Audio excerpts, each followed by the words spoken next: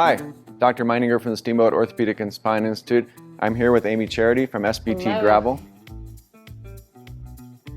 Right after you get through the new year, people are thinking it's about time to start training for the event, and it's coming up, and this is a good time to go indoors if you're in the winter climates. Absolutely, with virtual training and spin classes and the resources we have here at Steamboat like Old Town Hot Springs. So I'd like to talk a little bit about bike fit.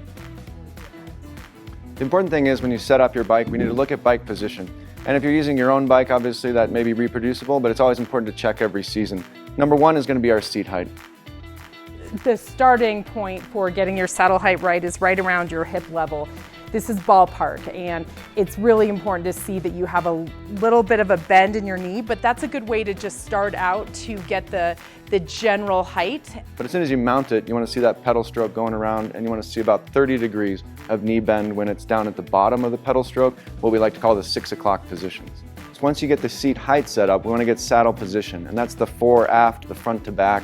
When the knee is bent, you want it to be just ahead of your toes. You don't want it too far forward, that your knee is in front of your foot, and you don't want it too far backwards, that the front of your kneecap is over your heel, for instance.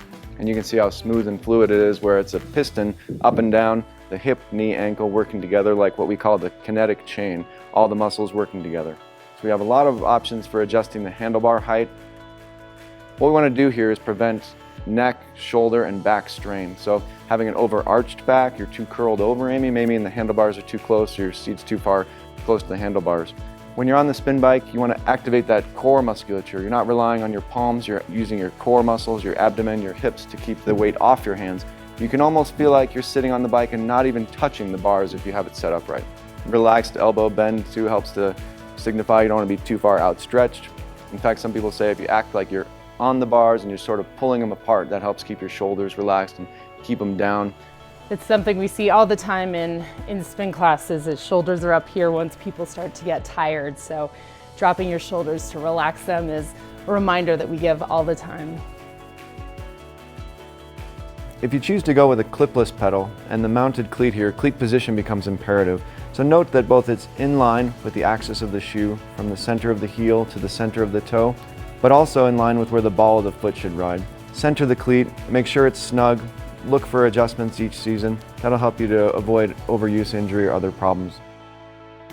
And note how there's muscle action throughout the pedal stroke. You want both the quadriceps on that downstroke, but not to be overdoing it. Activating the hamstrings, pulling, imagine dragging your feet on the floor mat. That's going to help you get power through the entire pedal stroke. We're excited for the Steamboat Gravel Race this year, and at the Steamboat Orthopedic and Spine Institute, we're here to keep you out there. And we're looking forward to welcoming you to Steamboat Springs to ride on the greatest gravel roads on earth.